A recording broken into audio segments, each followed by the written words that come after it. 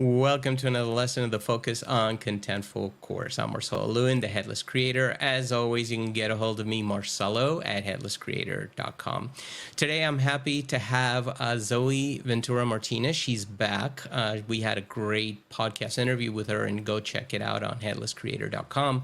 She's Senior Solutions Engineer at Contentful, and she's going to show us how to manage content across multiple experiences in Contentful. And we all have lots of content going through many experiences. So without further ado, let's get her in. Zoe, welcome back. Glad to have you here. Hello, Marcelo. Thank you for having me back again. Oh, it was a pleasure. Last time we had a great conversation, which I encourage everybody to go check out the podcast interview. But today you're back. You're going to be showing us actually hands-on with Contentful and managing multiple spaces. But real quick, for those that didn't see the interview before, tell us a little bit about your background.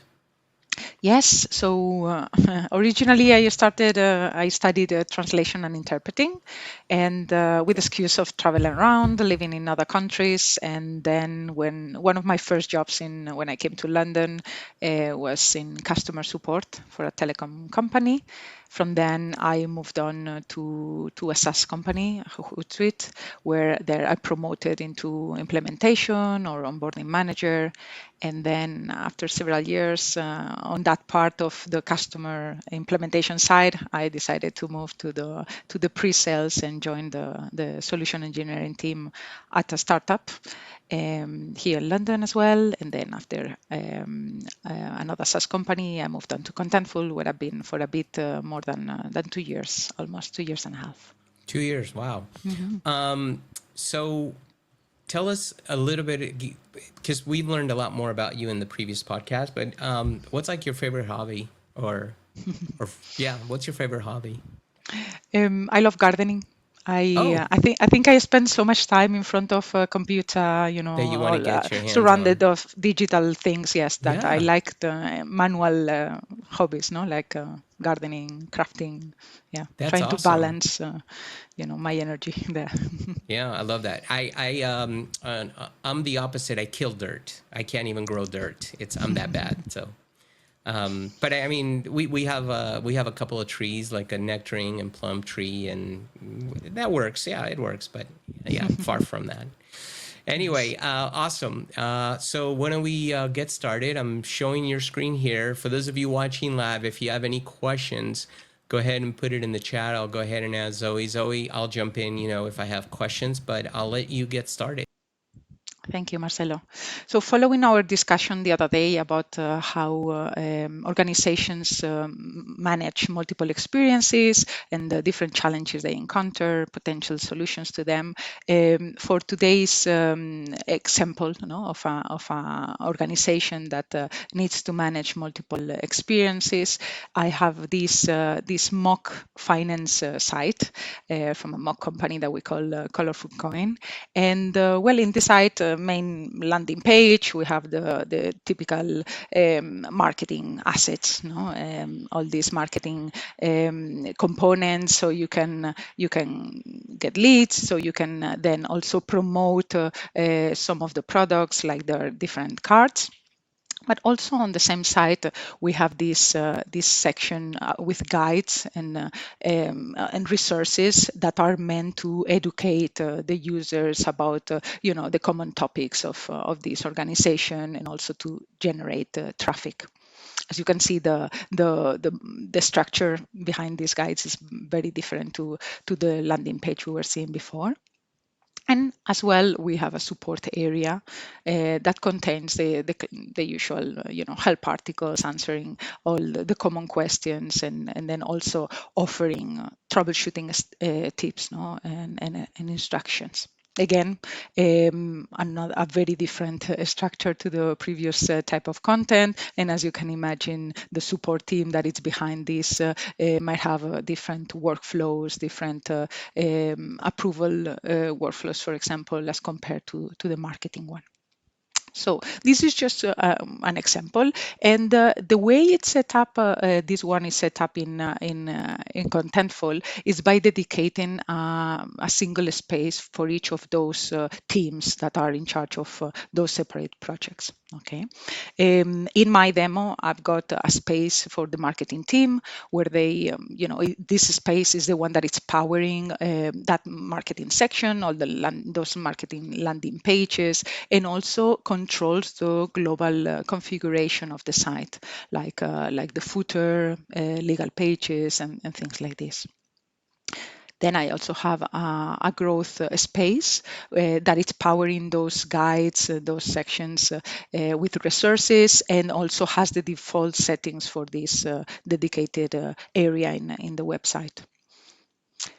Additionally, I've got a space for the support team. As I mentioned, this team has different workflows, different needs, and this space is the one that it's powering all those help articles, the categories, and how it looks like as well. Additionally, we don't see it here represented, but I also have another space for my legal team, my set of subject matter experts that are authoring the legal policies, the disclaimers that can be also used in marketing. And I also have another space for the developers to develop or to test new features before committing them into the templates that will be shared across the spaces. And I also have another space dedicated to a new market that we're planning to launch at the end of the year. Quick question for you on all those. So you have a space. So you decided to use spaces to organize by department, basically. It's kind of virtual department. And now that could also be done through content types, right? If you wanted to do it that way. Question is that you do it so that way you get to limit who has access to what. Is that why you decided to do it this way? And also you said, so that's part one. Part two, you said that you have a space for the developers. For each of these spaces, is there a quote unquote development space, or is it just one developer space for all of these? For marketing growth, it's just one developer space? Good questions. This is just an example of a way to set it up. It could Yeah. be set up per brand if your organization has multiple brands, per region or per market. Also, we have some customers that have it per business unit. Okay. In here, we decided to set it up per project or per customer experience in our site. If we were to have a mobile app, perhaps, and it was a separated team, perhaps they would have their own space. And here, I didn't mention, for those that might not be as familiar with Contentful, a space is like a repository of content that includes the structure of that content, the model, includes the roles, permissions, the tagging strategy, the workflows, and as you mentioned, or you hinted a little bit, the environments. So each of those spaces, they have their own environments where the team in charge of it, they can test iterations of their own content model. However, we have an overarching developer team that it's managing, for example, the templates across the different spaces, and also they are testing things. No, one of these departments is asking, "I would like to do this or that," so then they test it in this dedicated space, so they have their own autonomy. Okay. Right. Okay, so cool. the reason behind having this separation is just so you can give autonomy to each of those teams that might have different needs. For example, in terms of roles, permissions, so governance, tagging strategy. And however, we also have capabilities to make sure that they collaborate across them, and the content can be shared, etc. And that's what I will show you today. That makes sense. Yeah. Thank you for answering that. So I think the takeaway here is there's multiple ways of organizing. This is obviously one example, but spaces are a good way of clumping all this together. So that's it. Cool. Thanks, Zoe. Good. So having that in mind, we'll play a little bit the conversation on these four main spaces, and then I'll show you a first example of how, for example, an editor from the marketing team, they can use content that has been created in other spaces, like the legal or the growth team. So we continue with the example of that landing page that we were seeing. No? This is the editorial preview of the content. On the left, I have the structure with the different components that were building this site. Okay. And if I go to the bottom on my structure, I have one of the components is to be able to add a featured guides, no, featured articles, for example. So an editor that is in charge of marketing content, I can still go and select, for example, related guides from that the growth team has created, or perhaps a selection of articles that the support team has defined. No? So in 2 clicks, I can then select those articles and add them to my page, no? Or to my entry, without having perhaps permissions to create this content per se. No, I am totally unaware or totally limited in terms of creating this content that I just added. But in 2 clicks, I could reference it and bring it up to my page. And another good example is if you need, you might have probably some kind of details or some kind of content that might be authored by subject matter experts like the legal team that might be used across all your different experiences. Like it could be a disclaimer, terms and conditions, policies, and things like this. So often this is one of the cases where this team gets their own space, their own repository, so they can manage, have their own governance around the creation of that content. Like it could be a disclaimer, and they create it, they approve it, and they update them as well. And then any other authors that have permissions and it's enabled for them, they can, as you can see, just come here and then browse the list of disclaimers that are available. Okay, created by another team. Not only is useful for reusing the content, no, that has been created, and my team won't have to recreate, copy paste this content, but it's also useful from the point of view of updating the content. If the legal team needs to make any changes to this disclaimer, by the way, I have it here at the bottom, quite ugly, but it's just an example. If they need to make any update to a disclaimer, to a policy, terms and conditions, they will do it on the original entry that they created in their space. And once they publish it, it will update everywhere where this entry is being used. So as a marketing editor, I don't have to, be aware of those updates. I don't have to be looking or, searching across my site. Where is it that I added that help article that it's now outdated, for example. It can all be managed by the team that is responsible of that content, and then just referenced across other assets, or other experiences. This is just one example with that marketing site. We can perhaps, I won't do them all, but we can go to also show the opposite, no? How those other teams like the support team and this support site that I was mentioning before, how they can then perhaps, why not, include some call to actions or some references to a marketing campaign and things like this. This way we can maximize the content that other teams are creating. Let's just browse for any article. This one about going abroad with my card.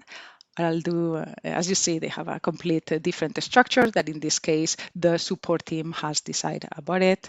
And let me just look for that article in my content. Good.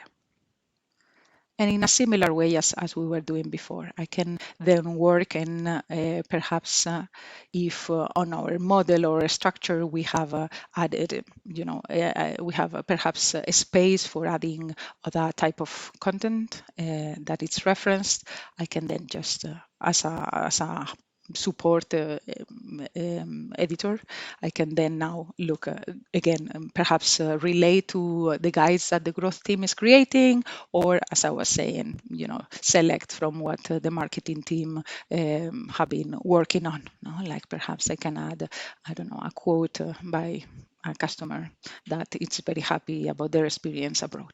I haven't read the quote, so I don't know what is related, what is it about, but it's just an example of a type of content that can be referenced as well across other teams.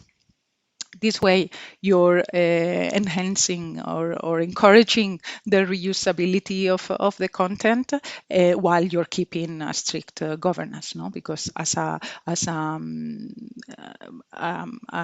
support editor, I don't have any permissions to edit or adjust any of that marketing content.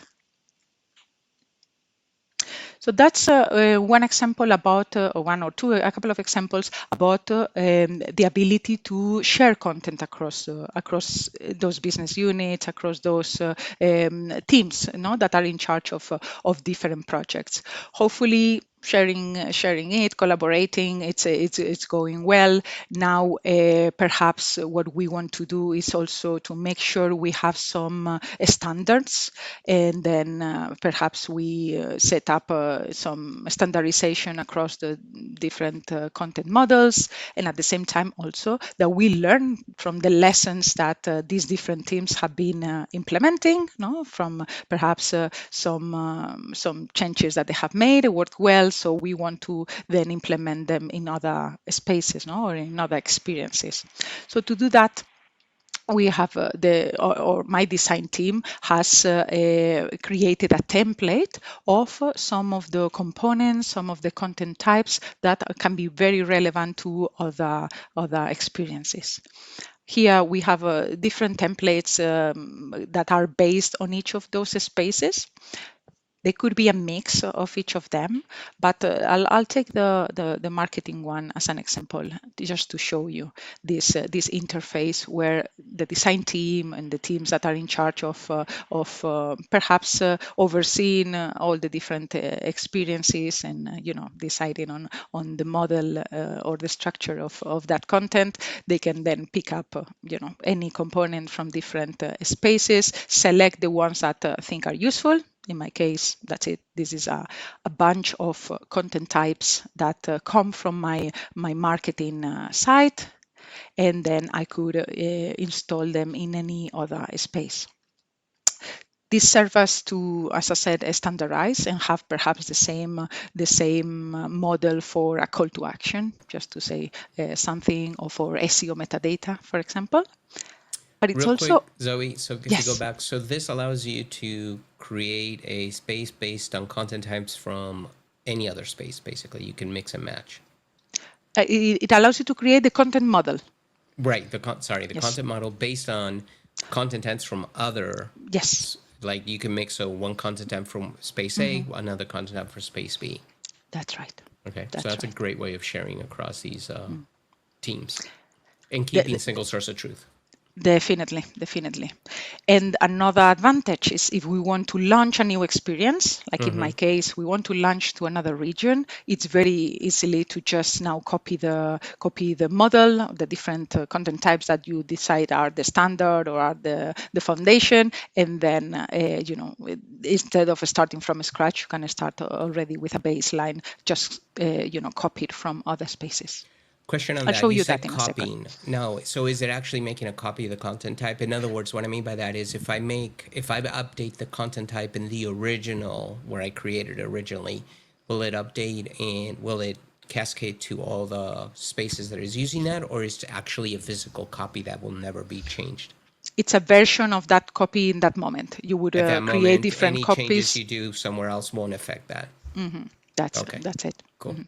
Yes, and you work on version based, because you will iterate, you will evolve your content model, hopefully for better. So then that's it. You can create a new versions without, and they might not be relevant in all of the spaces. You might not want to launch them straight away in all the markets. Okay, Right. you might want to test some. So And you might very, want to very customize the content type fields and things like that. Yeah. Okay, cool. Thanks. very, very quick. I'm going to show you how to install it in that new space that I have for Australia that has some teams, has some permissions, but for now, the the content model is empty. Okay, completely. Sorry, I'll copy in main. Okay, so I'm here. I'm seeing all the spaces that are in my organization. So the ones I was mentioning before, and also the different environments. Because probably I'll do it for the demo we're going to main, but probably you will copy it into another test environment within that space, so you can then test things, make your adjustments, and then once you're super happy with it, you then move it to the main, no, to production. So let me do that. Next, it just scans and see if there are existing content types, if there's any clash, no, because there might be the same one, same bits. In this case, because it's totally empty, there's nothing, it's compatible, and it just reminds me that some of those content types are referencing content from different apps. So just a reminder to install those apps in that space so they can be used. Just continue. Okay, install the template. It will just install it, keep a track, like the history of the different installations. And then, well, I had here open my Australian space. If I just refresh, I should now have all those content types that I didn't have before. So I don't have to start from scratch from this, and it will help you launching new experiences based on best practices that you had from the previous ones very, very quickly. Now, the next capability or the next feature that is also helpful when managing multiple experiences is the ability to share apps. Okay, custom apps that you might create it for helping in one specific use case of one of your teams. It's working well. You share it with other teams. They would like to have it, or they can benefit from it. Why not sharing them? Okay, so that's another option that you have for sharing across those different projects or those different teams. And as an example, I have this app. It's a custom app that our demo team has created. But what it does, it's showing in the screen. I'm logged in the support space, and it's showing first, the latest articles that I've been working on, and then underneath, it shows me all other content that the other teams are creating. Of course, the content that is relevant for me, like on marketing, well, I can see other landing pages, so perhaps I can reference them within my articles, all those guides that we were seeing before, and then those disclaimers, those policies from the legal team, so I'm aware of the work that these other teams are doing. This is just a custom app, one that in fact many of these my teams can benefit from. So then it's easy to to install it across the different spaces. And here we just see in the configuration of this app where an administrator can select from which spaces to grab those examples, that list of content, from support. It's bringing the articles from growth, those guides, etc. This is just a bit of how it is managed on the back end. But a good example of how those best practices that the teams are putting into place, those lessons learned, why not also benefit from them and make it easier for your teams to share across them. And in a nutshell, this was just a quick example of how you could set up different spaces in Contentful to manage different experiences. And then it was an example to show you how those editors can reuse content with a couple of clicks while maintaining also a strict governance in each of the spaces. This will bring efficiency to your editorial workflows. We've also seen the ability to share best practices across perhaps markets, across brands or products, business units, and it will help you to launch new projects. And definitely will have an impact on your go-to-market. And last but not least, by encouraging the consistency across those different experiences or the different customer touch points, you will offer a better customer experience.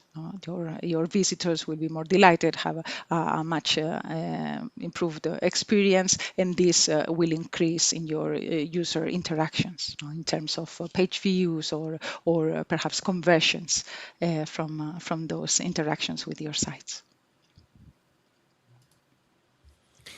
Zoe, that was really good. I think to me the key takeaway is really having a good architect that can, because I think this doesn't just happen, right? And you don't want to do this organically, like a little bit at a time.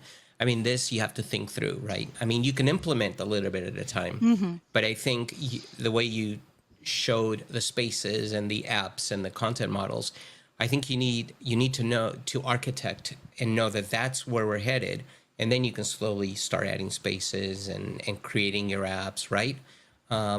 What are some best practices on that? I mean, do you recommend that, or do you feel that you can design this without having this architect kind of mentality at the beginning?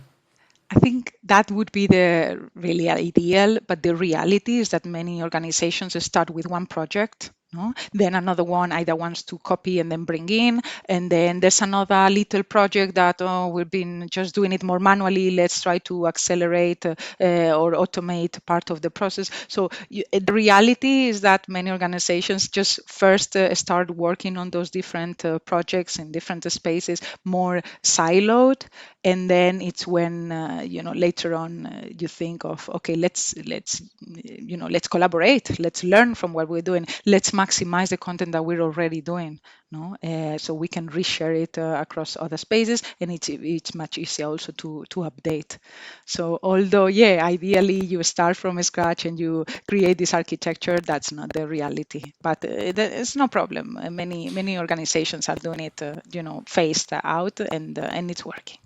Right. No, and what I meant is not so much that you start from scratch and everything is ideal, but what I meant is even if we start implementing a little bit at a time, that I believe that there should be somebody within the team that kind of says, okay, this is where we're headed and we're trying to do all these spaces, right? And even though you can still design the way you designed it, I believe, on paper, and then slowly and organically start implementing it.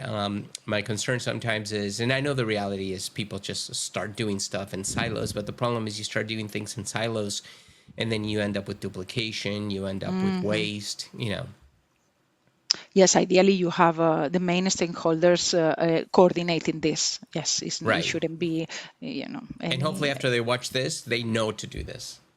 Hopefully this one and the talk we had the other day, Right? no, so they can Exactly. then, if they can try to convince the other teams on working together, no, and collaborating, because they Exactly. are going to get a lot of benefits from Yeah. it. Definitely.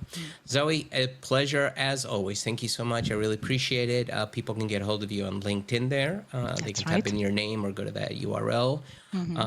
Anything else? No, that's all. I hope you find it useful. We have a tons of resources around this topic. I just give you a quick glance at it. So I don't know, just go to contentful.com and start browsing, or if not, feel free to contact me and I can guide you through the best resources It was to get excellent. Yeah. started on You this. did a great job. Thank you so much, Zoe. I really Thanks a appreciate lot, it. Marcelo. And thanks to the rest of you. I hope you enjoyed this episode. Stay tuned for more coming soon. As always, if you want to get a hold of me, Marcelo at headlesscreator.com, and go get your free account at headlesscreator.com. And for those of you that have it already, if you're logged into the site already, thank you so much. So we will see you on the next one. Cheers.